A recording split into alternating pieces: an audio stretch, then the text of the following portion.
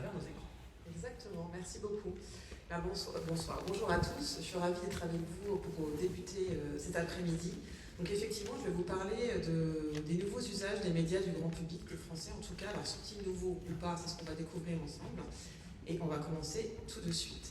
Donc j'ai organisé cette présentation autour de deux grands thèmes qui sont d'abord effectivement, on va faire un panorama des usages. Est-ce que les usages ont changé ? Est-ce que ce qu'on utilise le plus souvent pour s'informer, c'est toujours les mêmes médias ou pas ? Et puis, dans un deuxième temps, on fera un focus qui est plus ma spécialité, je dirais aujourd'hui, sur les réseaux sociaux. Il y a beaucoup de croyances, il y a beaucoup de choses qui sont dites. Donc en gros, entre mythe et réalité, quelles sont les plateformes les plus populaires aujourd'hui et pourquoi les gens les utilisent ? Et à travers cela, je dirais la grande question à laquelle on va tenter de répondre aujourd'hui, c'est avant tout, est-ce qu'il y a un vrai changement générationnel dans les utilisations, en tout cas des médias, que font les Français aujourd'hui ? Il y aura une petite séance de questions-réponses à la fin. Alors, on commence par cette première partie, vraiment sur le panorama des usages des médias en France. Alors, je vous fais le topo vite fait, on est Ipsos, on a interviewé 1000 personnes représentatives des Français âgés de plus de 18 ans, et on leur a posé cette question, quels sont les médias que vous utilisez le plus souvent pour vous informer ? Donc, vous avez ici, je dirais, le classement. Donc, la télé reste le média le plus utilisé encore aujourd'hui pour s'informer, quel que soit l'âge. 60%. Arrivent ensuite les chaînes d'information, la radio, les grands journaux et magazines nationaux et la presse régionale, donc là, le print, la presse. Et puis on a un troisième niveau où arrivent les comptes d'influenceurs, 15% des gens nous disent d'utiliser le plus souvent pour s'informer. Les médias qui diffusent exclusivement en ligne, donc ça c'est par exemple Brut, Combini, que sais-je, il y en a plein. Et puis effectivement la presse spécialisée qui est plus en bas, et parce qu'elle répond à une audience plus restreinte, donc c'est plus normal. Ok, donc ce palmarès finalement il n'a pas tellement changé, on a l'impression que c'est le même depuis des années. Mais si on regarde maintenant les chiffres par âge, en fait, on va voir que c'est totalement différent. Donc vous avez ici le récap du chiffre au niveau de la France, 60% des Français pour les chaînes de télévision qui l'utilisent comme le média le plus souvent pour s'informer. Et puis vous avez après, je dirais, le détail par âge. Donc ce qu'on voit, je ne vais pas entrer dans le détail des âges, mais ce qu'on voit, c'est que les plus de 65 ans sont en haut et les 18-24 ans sont en bas, c'est que la courbe, en tout cas la pente, l'inclinaison, elle augmente avec l'âge. Donc plus on est âgé, plus on va regarder la télé comme le média le plus souvent, plus on est jeune, moins on va le faire. Et c'est la même chose pour les chaînes d'information, à un niveau différent évidemment, et la radio. Si on s'intéresse maintenant aux médias digitaux, donc les médias diffusant exclusivement en ligne ou les comptes d'influenceurs qui parlent d'actualité, évidemment qu'elle soit politique, économique ou financière, on voit que la pente, l'inclinaison, elle est totalement inversée. Plus on est jeune, plus on va aller sur les médias qui diffusent exclusivement en ligne, 21% pour la Gen X, les 18-24, versus 5% seulement pour les plus de 65 ans. Et alors là où il y a vraiment un gap générationnel énorme, c'est vraiment sur les comptes d'influenceurs, comme Hugo Décrypte, dont on vient de parler par exemple, ou Gilles Mito, je ne sais pas si c'est cette chaîne qui est très connue, qui s'appelle Eureka sur l'actualité financière, un ancien trader qui aujourd'hui vulgarise. On est à 41% sur les 18-24 ans, alors qu'on n'est plus qu'à 4 sur les 65 ans et plus. Et pour reprendre ce chiffre de 41%, c'est le même que les jeunes qui regardent la télé pour s'informer. Donc en fait, on voit que le paradigme, les réseaux, en tout cas les médias utilisés, changent vraiment dramatiquement en fonction de l'âge. Et on m'a posé une question hier quand j'ai présenté ces chiffres. On m'a dit, mais est-ce que ces jeunes, finalement, ils ne vont pas redevenir comme les plus anciens quand ils vont évoluer dans l'âge ? Je ne pense pas qu'aujourd'hui, si on regarde Hugo Décrypte, par exemple, pour s'informer, demain, on ne le regarde plus, peut-être qu'on regardera quelqu'un d'autre. Mais en tout cas, oui, je pense que c'est un changement fondamental qui va continuer à perdurer. Ça ne veut pas dire qu'il n'y aura plus la télé, mais en tout cas, il y a des nouveaux médias qui arrivent et sûrement encore des nouveaux demain qu'on ne connaît pas. Ensuite, on a posé une deuxième question, c'est qu'on s'est intéressé au support. On a dit, ok, on regarde la télé, ça dépend des générations, mais est-ce qu'on la regarde la télé encore sur le sacro poste qu'on a tous dans notre salon ? Et là, le chiffre que vous avez, c'est 92% des gens qui regardent la télé le regardent encore sur leur poste de télévision classique. Donc oui pour la télé, oui pour les chaînes d'information continue et oui pour la radio, on continue à avoir le poste traditionnel, classique, qui trône au milieu de la maison sur lequel on s'informe. Par contre, on voit que pour la presse, il y a un vrai shift et on le sait, puisqu'on a plus de 53% qui regardent, qui s'informent en tout cas sur la presse régionale en papier, ou 40% pour les grands journaux nationaux. Donc là aussi, il y a un vrai changement. Et on a fait le même exercice par âge, et on voit encore une fois que plus on est jeune, moins on va regarder les supports traditionnels, même si ça reste encore élevé pour la télé, les chaînes d'information en continu et la radio. Par contre, si on va regarder effectivement la presse, le print, on voit que le changement là, il est vraiment présent. Et on a par exemple 45% des 18-24 ans qui en tout cas, consultent la presse régionale via des supports en ligne, donc via les comptes des grands réseaux de presse, et 31% pour les grands journaux ou magazines nationaux. Donc voilà, là aussi, on voit que le support est en train de changer. Enfin, troisième question et dernière question pour cette partie, on leur a demandé, ça c'est une question vraiment importante, et on va voir qu'il y a des grosses différences aussi par âge, par génération. Dans quels médias vous avez le plus confiance pour vous informer? Et là, on voit que la presse reste le support numéro 1, en tout cas dans lequel on a confiance pour s'informer, la presse régionale, 69, au même niveau la presse spécialisée, les grands journaux aussi, 66. Après, on va avoir la radio qui arrive aussi très très fort, 68%. Et puis, on va avoir enfin les chaînes de télévision, donc la télévision. On voit qu'il y a un petit décrochage dans la confiance sur les chaînes d'information en continu. Il n'y a plus que 52% des Français qui pensent qu'on peut avoir toute confiance en ce qu'ils disent. On est à 38% pour les médias diffusés exclusivement en ligne et on n'est plus qu'à 22% pour les comptes d'influenceurs. Donc un vrai décrochage pour les médias digitaux. Mais encore une fois, si on regarde par âge, alors c'est de l'autre côté là cette fois-ci, mais on voit que finalement la confiance elle s'émousse un peu avec l'âge pour les grands médias traditionnels, même s'il reste quand même élevé. Hein, on reste à 56% pour la presse régionale, à 64% pour la presse spécialisée par exemple chez les jeunes.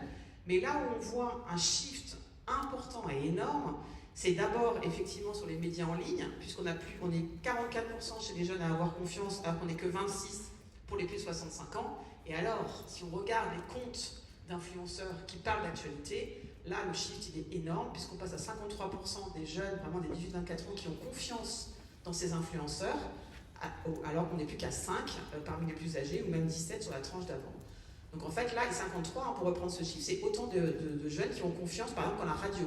Donc ils consultent davantage, effectivement, ces comptes d'influenceurs, mais surtout, ils y apportent plus de confiance. Et ça, c'est aussi un changement complètement générationnel qui va vraiment changer les habitudes en tout cas des nouvelles générations. Voilà pour cette première partie. Maintenant, on va faire un focus sur les réseaux sociaux. Et on va essayer un peu de dénouer des mythes et réalités. D'abord, alors, on a interviewé des gens, alors là, si on est sur les 16 ans et plus, on leur a demandé quel était le taux de fréquentation. Le taux de fréquentation, on leur a demandé en tout cas sur quelle plateforme ils allaient le plus souvent. Et on voit que, finalement, ce qu'on nous avait prédit, la mort de YouTube, etc., la mort de Facebook, etc., on n'y est pas encore. Donc en tout cas, le média le plus fréquenté en France, quel que soit l'âge, on verra après les différences par âge, mais c'est YouTube, parce que c'est un réseau social qui est multidimensionnel, on peut y regarder, on peut s'informer dessus, on peut aller voir les chaînes de Hugo Décrypte par exemple, on peut aller aussi regarder un film, on peut y faire tout ce qu'on veut. Ensuite, évidemment, il y a les messageries, WhatsApp, Messenger, qui vont arriver parce qu'on y va quotidiennement. Mais Facebook et Instagram restent extrêmement élevés, comme vous pouvez le voir ici. Ensuite, va arriver dans un deuxième niveau LinkedIn, Pinterest, Snapchat et Twitter. Et puis ces grandes plateformes, en tout cas ces grands réseaux dont on nous a dit qu'elles allaient tout bousculer, donc TikTok, Discord par exemple, ou même Twitch, restent quand même à un niveau beaucoup plus bas de fréquentation, puisqu'on n'a que 18% des gens qui fréquentent TikTok en France, et 13% pour Twitch par exemple. Maintenant, si on s'intéresse au temps qu'on passe par jour sur chacune de ces plateformes, là on voit que ça change complètement la donne. Ces deux réseaux qui étaient assez bas en fait dans le taux de fréquentation, TikTok et Twitch, se retrouvent tout d'un coup, respectivement 18% et 13% de la population, se retrouvent tout en haut du classement. C'est-à-dire que c'est sur ces plateformes-là qu'on va passer le plus de temps par jour, sur ces réseaux sociaux, qui sont très addictifs, des algorithmes extrêmement performants. Alors YouTube aussi est très présent en haut, de même que Facebook et Instagram, qui restent quand même avec un temps journalier moyen passé qui est assez élevé. Et puis après un deuxième temps, des Twitter, des messageries c'est autre chose, mais LinkedIn, Pinterest, et puis en bas on a BeReal qui est de par sa nature, puisque c'est le principe, pour ceux qui ne connaissent pas, c'est de se prendre en photo une fois par jour. Forcément on y passe peu de temps. Mais en tout cas, il y a un vrai paradigme entre la fréquentation et le temps passé sur les réseaux sociaux. Et puis ensuite, on a regardé la publication, parce qu'il est bien beau d'aller sur un réseau social, mais est-ce que j'y suis actif? Est-ce que je publie? Est-ce que je partage? Et on voit, encore une fois, que le classement, il est un peu différent. C'est pas sur TikTok et sur Twitch, là où on passe beaucoup de temps, finalement, qu'on va aller publier. Donc on voit, en fait, que c'est des plateformes où on reste assez passif, encore aujourd'hui. C'est plus, évidemment, les messageries, WhatsApp, Messenger, Instagram, Signal, parce qu'on écrit des mots à son entourage. Mais on va avoir aussi Instagram et Facebook qui restent très élevés dans la publication. Et puis après, dans le deuxième temps, on aura un LinkedIn, un Telegram ou un Twitter. Voilà. Et là, je voulais vous montrer en fait les usages spécialement de la Gen Z. On n'aura pas le temps d'entrer dans le détail de tous les âges, mais on a des chiffres pour ceux que ça intéresse. On voit que finalement, la fréquentation, elle reste élevée sur les plateformes assez, je dirais, classiques, âgées, YouTube, Insta et Facebook. Par contre, comme je vous le disais, c'est pas là où on passe plus de temps. Donc en moyenne, quelqu'un qui est abonné, en tout cas qui est sur Twitch, va passer 2 heures. Donc comme on sait qu'on a en moyenne 2,2 réseaux sociaux par personne, imaginez le temps qu'on peut passer sur les réseaux sociaux. Et par contre, c'est pas sur TikTok ni sur Twitch qu'on va publier le plus, mais on va être plus actif sur des réseaux assez classiques finalement comme Instagram, Snapchat pour les plus jeunes évidemment, et Facebook. Alors, on va entrer maintenant dans les mythes. Le premier mythe, on a déjà un peu répondu, le premier mythe, c'est la génération Z a complètement délaissé Facebook. On a vu que non, évidemment. Facebook reste la plateforme, le réseau social le plus utilisé, le 3e plus utilisé par la Gen Z, après YouTube et Instagram. Donc ça reste très important. Et devant, effectivement, encore une fois, un Discord, un TikTok ou un Twitch, même si c'est beaucoup plus élevé que dans la population globale. On voit là, on a 48% des jeunes qui vont sur TikTok, on n'est qu'à 18% sur la population française. Mais encore, ces plateformes sont très présentes.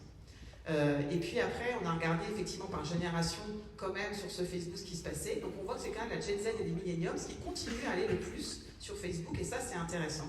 Enfin, ce qu'on appelle les jeunes millennials, les early millennials.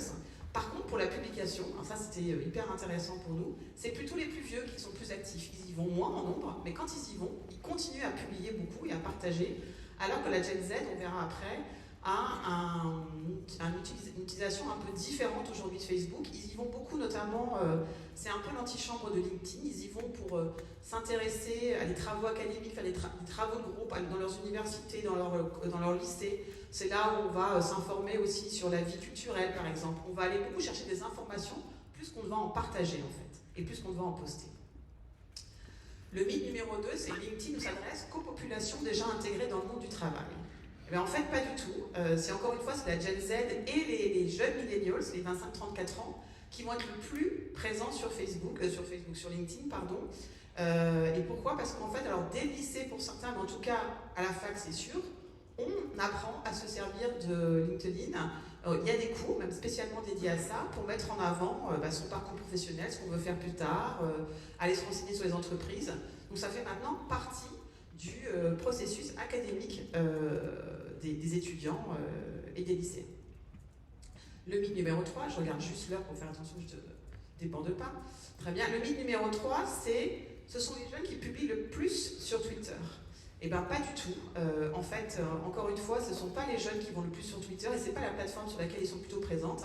Les boomers, on le voit, sont des gens qui vont aller beaucoup plus sur Twitter et aussi sur YouTube, ce qui est assez étonnant. Nos amis Gen Z vont plutôt aller publier sur des sites comme Facebook ou Instagram qu'on n'a pas mis ici.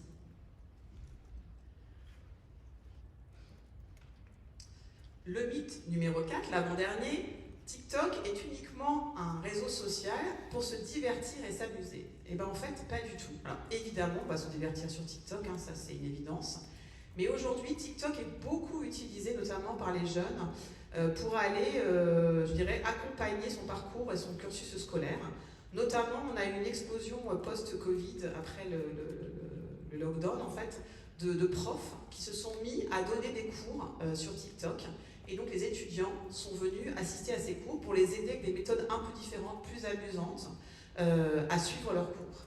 Et puis, il y a aussi un deuxième usage qui s'est beaucoup développé, c'est des anciens élèves ou des conseillers d'orientation qui viennent parler justement de tous ces problèmes d'orientation, de Parcoursup, de comment évoluer dans la vie académique et universitaire, qu'est-ce qu'on peut faire plus tard, etc. etc. Et d'ailleurs, cette présentation, on l'a fait à différents ministères, de la jeunesse, de l'enseignement supérieur, etc. Les ministères, aujourd'hui, communiquent énormément sur TikTok pour accompagner tous ces élèves et tous ces étudiants dans leur parcours universitaire. Et puis enfin, le dernier mythe qu'on a voulu dénouer, c'est... Alors, j'ai voulu parler de social commerce, on pourrait croire que ça s'éloigne un peu des médias, mais en fait, aujourd'hui, ces plateformes, notamment TikTok, Instagram et Facebook, elles vont offrir à leurs adhérents, aux gens qui viennent sur leur plateforme, un ensemble de services extrêmement large. Donc on pourra venir pour s'y informer, pour s'y divertir, pour aller glaner des informations sur des sujets qui nous intéressent, mais on va aussi y aller pour acheter. Et elle propose aujourd'hui, pour consommer, elle propose ce qu'on appelle des marketplaces. Donc on peut acheter maintenant directement sur Insta, sur TikTok. Ça se développe de plus en plus. Et c'est une forme aussi de comment faire que les gens restent le plus possible sur votre plateforme et n'aillent pas sur les autres. C'est ce qu'on appelle le social commerce. Et le cinquième mythe, c'est est-ce que le social commerce est la nouvelle tendance d'achat dans la Gen Z? Donc en fait, au global des Français, le social commerce, c'est que 13%. Ça veut dire que seulement 13% des Français ont aujourd'hui acheté directement sur un réseau social. On ne parle pas d'aller sur Le Bon Coin ou que sais-je, chez Sephora. On parle vraiment d'acheter via Insta, via Facebook, via TikTok. On a cru au début que c'était une tendance plus féminine, en fait pas trop, c'est 15% des femmes, donc c'est un peu équivalent en termes de genre. Par contre, oui, on est à 23% des 25-34. Donc ça veut dire aussi, alors c'est pas les plus jeunes, les 16-24 ans, je pense qu'ils ont moins d'argent aussi à dépenser probablement. Mais en tout cas, c'est une tendance aussi qui va s'accélérer, je pense, et on va avoir une forme de ces nouveaux médias, ces nouveaux réseaux sociaux, ils vont proposer de l'information, du divertissement et aussi de la consommation de plus en plus, et les gens vont y aller de plus en plus. Voilà, et pour finir, on a posé une dernière question qui me semblait intéressante de mettre en conclusion, qui est de dire, le média idéal, en fait, c'est quoi? C'est une question qu'on a posée aux gens, et j'ai mis en exergue les réponses de la Gen Z et des boomers, parce qu'on voit quand même qu'il y a des belles différences. Donc pour les deux générations, je dirais que c'est avant tout un média qui aborde tous les sujets, qui s'adresse à tous les publics, des sujets approfondis sur un ton sérieux. C'est le cas pour les deux générations, même si évidemment c'est beaucoup plus le cas pour les boomers que pour la Gen Z. Mais on voit aussi que pour les plus jeunes, c'est aussi, dans une moindre mesure, mais quand même, un média qui propose des formats courts, faciles à comprendre, divertissants, des lives avec des experts, donc un modèle plus lié aux réseaux sociaux évidemment, et aussi qui s'adresse à une cible communautaire. Et c'est là où il y a la plus grosse différence, je dirais, entre les deux générations. On voit bien qu'il n'y a que 8% des boomers qui disent qu'ils veulent des médias qui s'adressent à une cible communautaire, alors qu'on est à 38% chez la Gen Z. Ce qui veut dire que le fait de se retrouver entre soi sur un sujet qui l'intéresse, sur un média qui lui est dédié, sera une demande de plus en plus forte aussi pour ces générations. Donc c'est une façon aussi de réfléchir différemment à l'information qu'on propose aux différentes générations. Voilà. Merci. Je ne sais pas si vous avez des... Merci à vous, Mathilde Guinaudot. Effectivement, on va passer à la première question.